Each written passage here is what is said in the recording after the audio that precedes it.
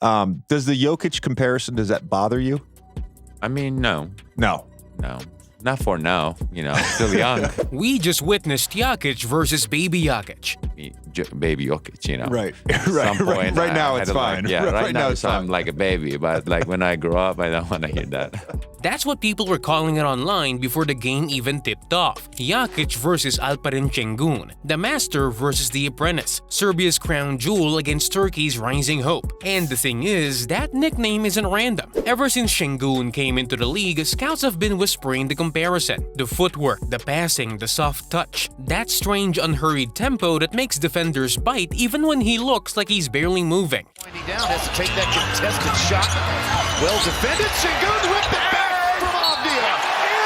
And one. You've probably heard it 100 times, he plays a little like Jokic. But what makes this so much more interesting, Jokic knows it. And he doesn't just brush it off like most superstars do when a younger guy gets compared to them. He's spoken about Sengun before, called him talented, instinctive, clever, which might sound simple, but if you watch Jokic long enough, you know that those words are a bigger compliment than most wild highlight descriptions. Because Jokic doesn't waste words or possessions. And here's the part casual fans might have forgotten tonight. The last laugh between these two actually belongs to Sengun. You remember Eurobasket, group stage, Serbia versus Turkey. Everyone expected Serbia to steamroll their way into the knockout rounds. They were stacked. Jokic was having an all-time run. But when it came down to it, it was Sengun and Turkey who got the better of them. In one of the most surprising upsets of the tournament, Turkey took it 95-90 and sent a shockwave through every European fan base. Sengun finished with 28, 13, and 8, and even though Jokic still put up numbers, that loss stuck out. And even after the game, reporters asked about it. The comparisons kept coming, and one phrase made its rounds online from Turkish fans. Tonight, the student played like the teacher. Fast forward to the NBA, and you start to see why tonight had that extra edge. Sengun isn't someone who tries to copy Jokic. He models himself after the principles. Vision, control, patience, not the exact movements. It's like growing up watching Mozart and saying you're not copying the music, you're learning the timing. And if you've watched Houston lately, you've seen how comfortable he's becoming with himself. That's probably shot going. Ahead to Kamara, challenges Sengun,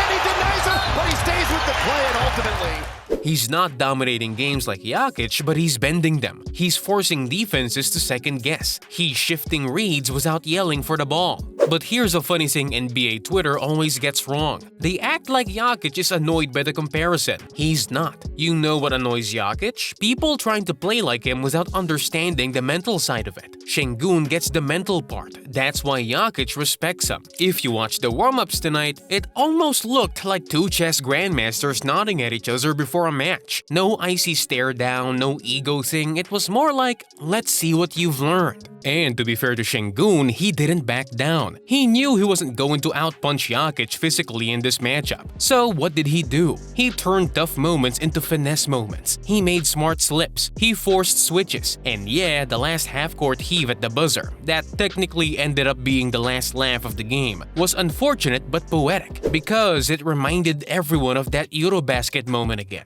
Tonight felt like a follow-up chapter. That game was Baby Jokic catches the Giant off guard. This one was the Giant response. But even after Denver's 112-109 win, even after Jokic dropped 34, 10, 9, and took over the second half like a method actor stepping into his Oscar scene, even after Houston's streak snapped, people weren't walking away convinced the comparison is ridiculous. They were walking away thinking, give this matchup 2 more years. We might have ourselves a generational rivalry. Bounce it, Sengun somehow handles it and slaps! But let's not get ahead of ourselves. There's a reason one side is still the reigning and defending. And while Sengun is learning how to manipulate games, Jokic is out here finishing them like he's final editing the script. Which brings us to what actually happened on the court tonight. But before we start, if you love basketball and you're one of the 90% to watch without subscribing, it's time to join the NBA Inside family. Click it and let's live this season together. Let me start with a question. Have you ever watched someone play so smart it almost looks unfair? Not crazy athletic, not outrageous highlight stuff. Literally just thinking the game better than everyone else. Because that's what it feels like when Nikola Jokic plays basketball basketball right now. It's the kind of performance that makes you pause the screen, sit back and go, yeah, that's not normal. And once again, he did it. 34 points, 10 rebounds, 9 assists against Houston. Not on some hot night, and not was a perfect supporting cast, but in a game where Denver actually looked flat early. Lost Aaron Gordon 3 minutes in, got punched by a red-hot rookie dropping 20 in the first half, and still found a way to win. Most teams panic when their best power forward limps out that early. Denver just shrugged and gave Jokic the remote. And when Jokic has the remote, the movie always ends the same way. Denver wins. But let's rewind. The Rockets started this game like someone pressed turbo the second the ball tipped. Reed Shepherd put on a first-half masterclass. 27 total, 20 before halftime. Shooting like this was a YouTube mixtape audition. The crowd was buzzing. He hit pull-up threes, he punished switches, and at one point it looked like he was going to erase everything Jokic and Murray were doing. Let's be honest, if we're ranking nights by entertainment, Shepherd was box office. But if we're ranking nights by control, Jokic was the director. Houston led 92-87 with 9 minutes left. They had the momentum. They had the crowd. Jokic had a calculator. Because from that point on, he didn't take over with a 15-0 personal run. He didn't start hunting mismatches. He started solving basketball like it was Sudoku. Hit cutters, drew doubles, spaced when he had to, took the matchup when Houston finally dared him to. 24 of his 34 came in the second half. This man waited for the moment the game needed him, then took it. And I've gotta ask, isn't that scarier than someone who dominates all game long? The guy who can sit quiet for stretches and then decide with casual ease, yeah, we're done here. Jokic defended by Sengun, isolation, head and shoulder fake. Jokic takes it in! Because that's Jokic every time. He moves like a center, plays like a guard, thinks like a coach, and somehow feels like the most dangerous player on the floor without ever looking stressed. And speaking of dangerous, Jamal Murray. Let's talk about him. 26 and 10 assists. The type of performance that gets buried in the headline because Jokic was historic again. But if you take his fourth-quarter free throws away, Denver doesn't walk out of Houston with that win. The Nuggets went on a 20-9 run in that final stretch. Guess who hit the last 2 free throws to push it to 6 before Houston made it chaotic again? Murray. Cold-blooded. And that's what people keep forgetting. In clutch moments, it's not always the MVP doing the closing. Sometimes it's the guy who's been waiting his whole career to be judged in those exact spots. Now here's where I'll drop your attention twist. Everyone keeps talking about how Jokic moved like the best player, how Murray stepped up, but nobody's asking the real question. What happens if this team that knows how to win ugly, that understands when to turn up pace, that rallies without Gordon, what if they actually get to the playoffs fully healthy? Stop for a second. We keep saying Denver wins because Jokic solves games. But what happens when the game can't even test him? When you've got Gordon back looking fresh, Murray already playoff ready in the regular season, and role guys like Hardaway Jr., who had 12 off the bench in this one, stepping in with veteran timing.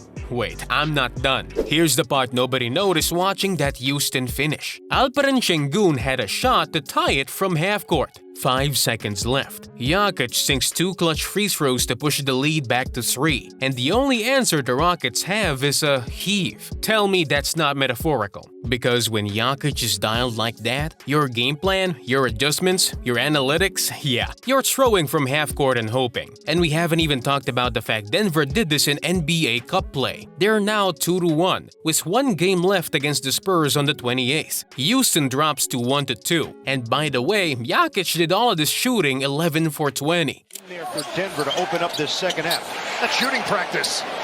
Jokic around and down. In a night where he didn't even have absurd efficiency. In a night where early sparks came from someone on the other team. You know how scary it is when someone dominates you using effort level 7 out of 10. Let me ask you this. If this is what he does in November, with Gordon limping and the rookie across from him cooking, what's this man gonna do in May? I'll say this before someone races to Twitter. Yeah, Shepherd was amazing. Amen Thompson, big impact, 22-7. Jabari Smith, 21-11. Houston is going to be a frightening group in a year or two. But right now, you're looking at a Nuggets team that's already mastered the art of playing like champions, even when the box score suggests panic. And there is absolutely nothing more dangerous than a team that wins when they shouldn't. So I'll leave you with this. If Denver can win in games where they look uncomfortable, when they lose a major starter early, when the other team's role player plays like a future star, what happens when they actually look good from the jump?